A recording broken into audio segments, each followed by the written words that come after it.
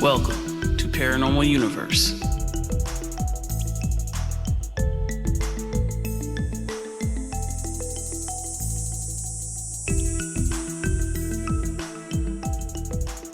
Hello, welcome to Paranormal Youniverse. I'm Chris. And I'm Tina. And this is episode 10. We're 10 in right now. Yes. And how do you feel about children? I love mine and the ones that are in my family circle. I'm not gonna run off and be a teacher or anything Okay. like that. But So you're not opening a daycare anytime soon? Nope. I don't have that level of patience. Okay, that's understandable. I'm kind of on that level too. I like them from a distance. Yes. I like them from a distance. Just don't bring them over here with me, except for my boys. But even then, I take them in moderation. Yes. My nephews, they in moderation. It has to be in moderation. If they're not old enough to take care of themselves, like Jaden, he's old enough to, he's not kid status with me anymore. So he could live with me and it wouldn't be a problem. But the younger ones, they're cute, and then that's it. My preference is infant, little tiny infant, or at least big enough to wipe your own ass. Like the little boy on Big Daddy. I wipe my own ass. Yes, definitely. Yeah.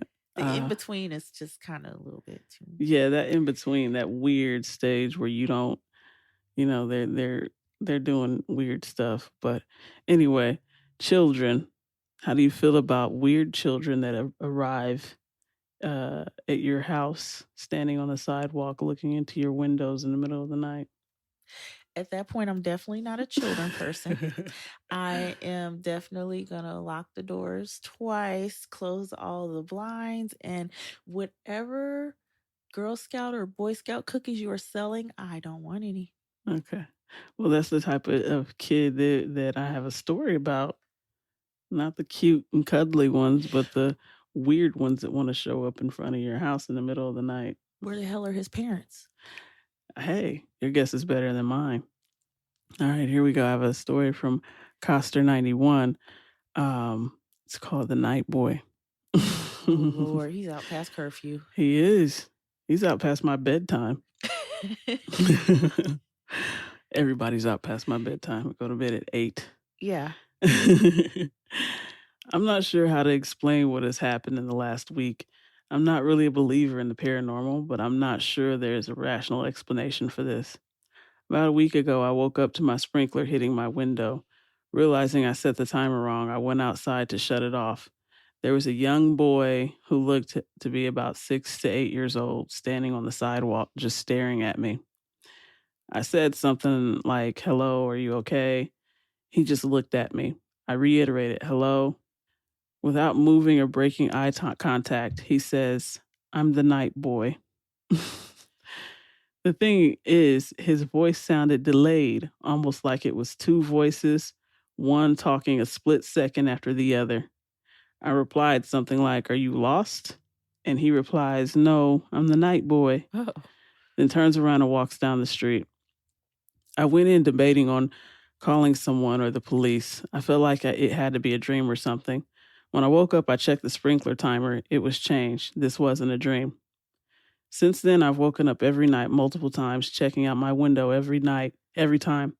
Last night, I woke up in the middle of the night, looked out my window, and there he was, the night boy, staring right at me. He was looking directly at my bedroom window, into my eyes, even though it was pitch black in my room. He was at the same spot on the sidewalk as he was a week ago. I stepped away to grab my phone, and when I looked back out the window, he was gone. When I went outside to check, I moved a bowl I used to feed stray cats to a different spot to ensure I wasn't dreaming. This morning I woke up, went outside, and yep, the bowl was moved. I'm not sure what I should do. Could this just be a boy from town? Why would he be out alone in the middle of the night? Why would he speak in such an odd way? Why would he just be staring into my pitch black window? Has anyone had a similar experience with the night boy? Yeah. Better call Child Protective Services. Call CPS and say, Start the night there. boy is standing outside my window right now. Start there. See where those parents are at. But he disappears. They can't identify him. They don't know what are you gonna do. Now, you know me. You know, first thing I'm going to do, set up a camera. Oh yeah.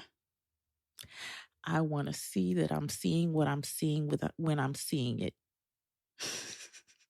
because you're playing trickery on me, and I want to make sure I'm seeing what I'm seeing. I mean, what 6 or 8-year-old? I mean, essentially Reese's age. What kid would be up in the middle of the night outside in the dark like that? The night boy. The night boy. Tell him to go get the day boy. No, but I don't know. That's scary. What could he be? What could he be? Some sort of ghost, an entity? What could he be? His voice, the voice is like The double voice. Yeah. Yeah. You know that it makes me think of goodness, there was a movie with a ghost on there that talked like that. And also on Candyman, when Helen became like Candyman at the end, her voice was kind of like that when she was talking to her husband before she killed him. Spoiler alert, if you've never seen the Candyman from the 90s. Yeah, her voice was like that. It was kind of distorted a little bit. Okay, so I wonder how long this person has been living in that house. How long has this been occurring? There's just a lot of Well, they said it was a week. This has just been happening a week? Yeah, only a week of this. Okay. I wonder if a little kid has died in that neighborhood recently. And then another thing, how is this kid dressed? Is it more, modern clothes, or is it kind of like clothes that are not from this time period? Those are things that I wonder about as well. I mean, honestly, if I woke up in the middle of the night and I saw a little kid standing outside, and they're talking like that, and it's the middle of the night, I don't know if I'd be paying attention to their clothes. Hey, if this is happening every night, Yeah, or multiple nights a week, I'd want to get a camera questions. though. Yeah. I definitely want to get a camera. You might want to get a camera. And then show this video to that's somebody. Motion activated, but even then, what if he doesn't? If he spawns there? No, I want continuous recording. Yeah, that might not work if he just shows up, out of thin air. No, I would do a little bit more investigating on that, because if this kid is sitting there torturing you and tormenting you every day, we got problems. I mean, he's not. He's just standing there like Michael Myers. That's not tormenting. That's not torturing you. Michael Myers was just. I wonder what's making this person wake up every night to see the night boy. Like, are you is something compelling you to wake up out of your sleep? The night boy to get up and go look, or is it just has this been a thing? Have you always been able to wake up like this in the middle of the night, or is this new? And if so, yeah, it probably does have something to do with the night boy trying to scare the hell out of you in the middle of the night. So do you think if he ignores it, if you just ignore this, it'll just go away? I don't know. Don't look. Close your eyes. And it won't be there? I doubt that. I think that maybe Night Boy's next move, if being ignored happens, will be to be showing up in the bedroom and saying, I'm the Night Boy. You ignore kids for long enough, then they don't like that. They'll find a way. Well, yeah. We need to figure out what I tried to Google that when I got this story, and I didn't come up with anything. So if anybody knows anything about something similar to this child standing and being weird, because the first thing I thought of was a black-eyed kid. Yeah, I did too. But generally, black-eyed kids will ask to be invited in the house. They want to come in your house. And they generally don't just show up at your house. They come knock on your door and ask to be let in. So Night Boy's not doing that. So I'd like to.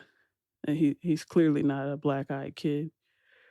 Yeah, that black eyed kid situation is different from this. He's not if he's not asking to do anything, maybe you you maybe just leave him alone. Yeah. Let him just stay out there on that See side what of the happens. home. Honestly, I think the only solution to this would be to get a camera and see where the night boy is coming from. If Yeah. if it's really a real kid or if it's something that's manifesting right there. Okay. That sounds like a plan. Yeah, that's the only thing to try to figure out what at least what you did, if it's a real kid or if it's really something that's manifesting in front of your house. Okay. I got another one for you since that one wasn't very long. I got from James from Atlanta, Georgia. And this takes place in Japan. James from Atlanta was in Japan. So here we go. Back in 2013, I was teaching English in Shukugawa, Hyogo, Japan for a year. It was really a dream come true. Well, my English Center's latest class got out at 10:30 p.m. And with it being Japan, it felt completely safe walking home along the Shukugawa River so late at night. Along my walk, I had to pass under the JR Kobe line and would pass a small Buddhist temple as I came out from under the bridge. Now, I had done this walk dozens of times by now, and nothing scary, let alone mildly unnerving, ever happened. It was late March, so the weather was cool and comfortable. However, I noticed that as I drew closer to the temple, it got cooler, cool enough for me to zip up my hoodie and shiver. As I was coming up the path, I heard the distinct sound of someone praying at the altar. The small gong was rung. A 5 yen coin clattered in the altar box, and two claps to announce the prayer's presence to the gods. I stopped for a brief second, thinking it was weird someone was out so late to say a prayer, but I shrugged it off and moved on. Turning the corner, I expected to see someone at the altar, but it was empty. I froze. There was absolutely no way someone could have prayed so fast and bolted off without me hearing them along the gravel path. It was then I noticed how still the night was. No bugs or birds, no sounds of the city, and the river to my left sounded muted. The feeling of being watched and unwelcome washed over me. I slowly began to move, the temple now to my back. I took just a few steps before I heard the bell, the coin, and two claps. Fear gripped me. I broke out into a cold sweat as the shadows of the trees seemed to grow dark and deep. I gathered my nerve and anxiously turned to face the temple. Nothing but a vacant temple. Slowly, I turned and started walking again. Then suddenly, I heard two clear as day claps in my left ear. Needless to say, I bolted the rest of the way home. After that night, I avoided passing by that temple whenever I worked the later classes and opted to just take the long way home. I would have avoided it too after Yeah. that. Um s- That reminds me of on Insidious when the have you ever seen Insidious? once, yes. Or was that no, was that wasn't Insidious, that was The Conjuring. Remember when they were playing hide and clap? Yeah. And then mommy, let's play hide and clap, and she yeah. Ah man. I I'm walking by myself alone in the dark and I hear claps in my ear. Yeah, I'd run too. Whew. Just That's run. yeah. I'd bolt all the way home. No stopping. That's pretty scary. Um Along with all the other stuff that they heard. The yeah, coins and the the coin and the gong. yeah. So and nobody was there. No one was there. Yeah.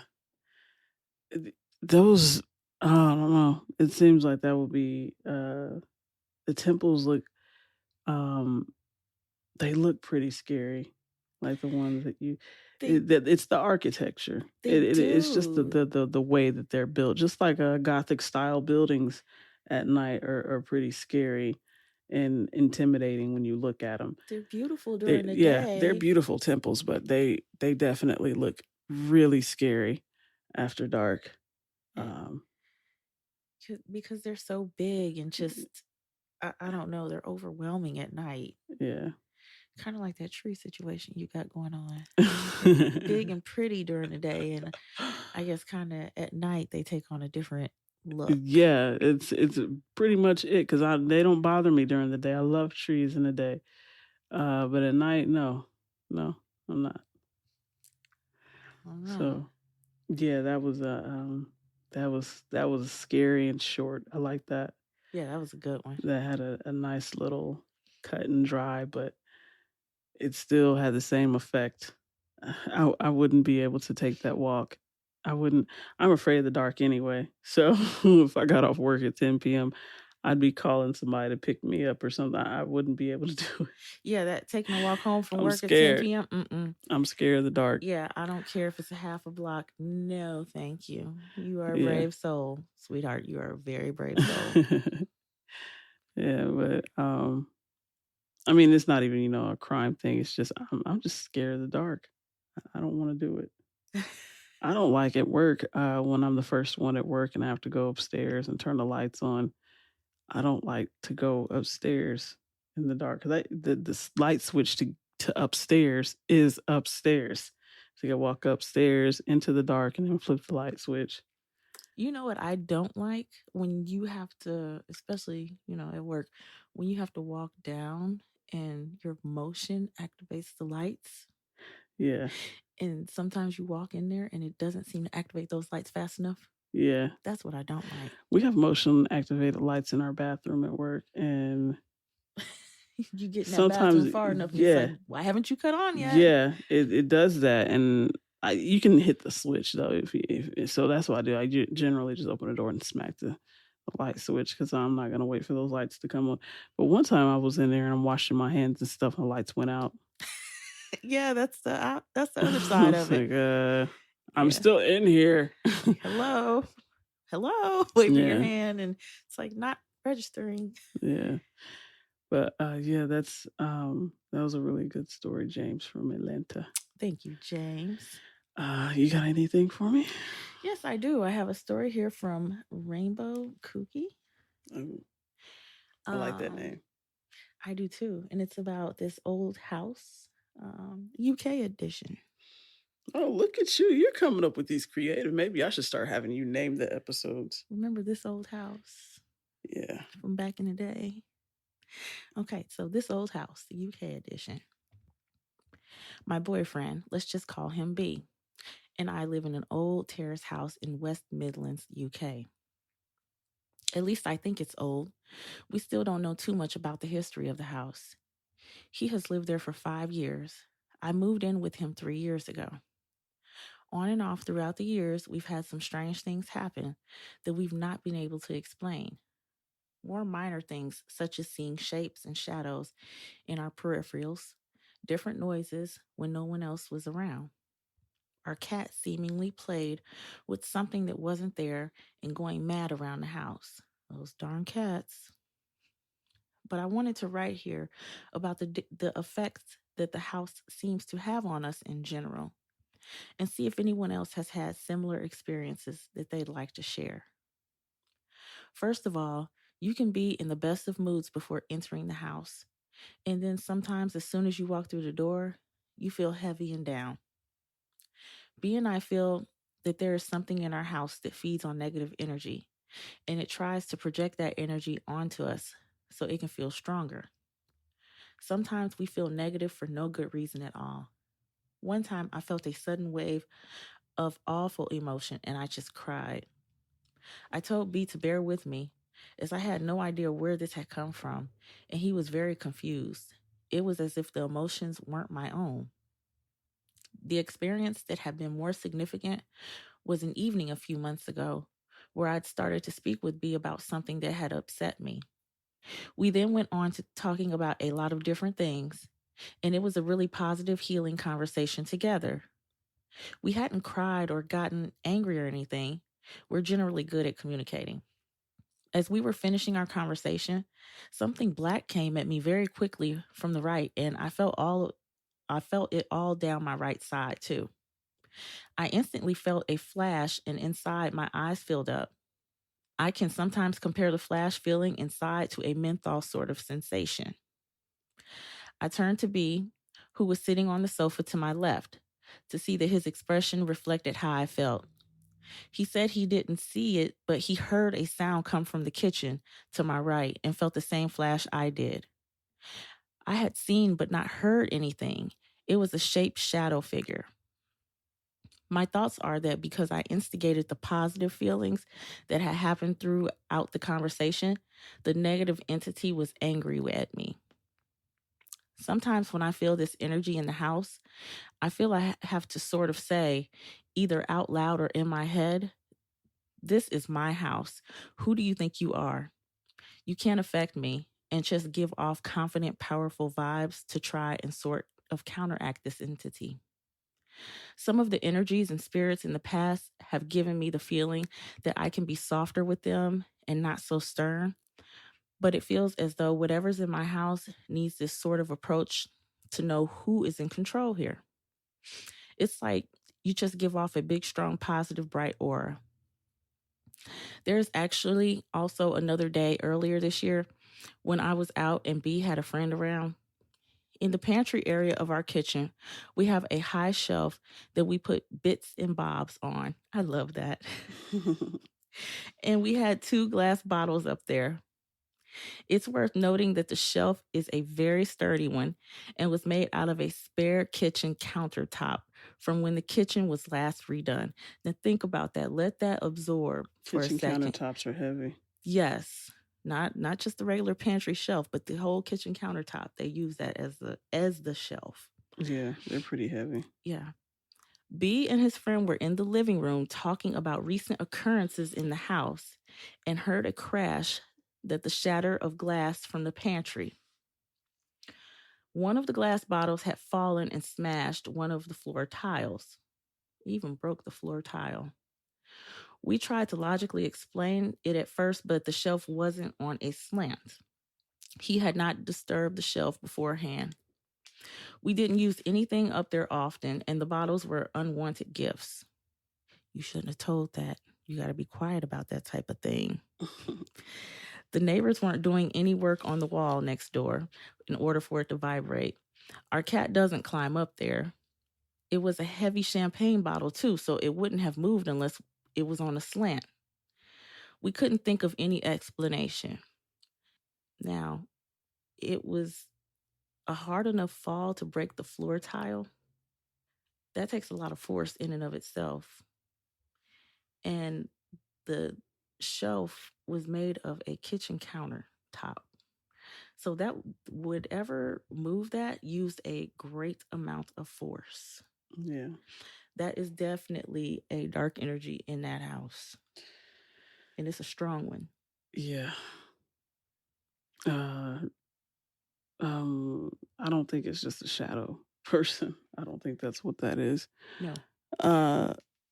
It's definitely got to be something very um, aggressive and definitely negative. I wanted to know if they've tried to sage the house. The thing about that is, it seems like it's feeding off the negative energy. Like she was crying for no reason and couldn't control it. Seems like it's affecting her in a way that uh, she just really has no control over. That's scary. It is. That is very scary. Um, to be in that type of house. The thing that makes me think about it that is the Amityville horror. Remember, he was him being in that house um, affected the way he started changing. His personality started changing. He started getting darker and Yeah. more negative because of that negative energy that was in that house. At the beginning of the movie, he was. This is the one with Ryan Reynolds. Is the one I'm talking about. He wasn't. He didn't seem to be that type of person. And then the longer they were in that house, the more dark he got. Like the house was absorbing the Yeah. energy. It's almost like the house was so saturated with spirits that it became its own living type of entity. Yeah. And it affected him. That's where it gets scary is if you're in a place like that and it seems like the entity is feeding off of your energy. That's never a good thing. And they definitely need to get that house blessed, saged, or something, whatever it is that they believe they need to get it done and soon. Now, you know what? I am, sage is one of my things that I love to use. But in some situations, it it's not, it's beyond sage. Okay. Another house that I did find was a house in Gary, Indiana, it's called the Demon House, and they refer to it as the portal to hell. Okay. And that house was full of dark energy as well. Yeah. Um, and it was a vortex. There was a family that was living there that was taunted by this dark energy.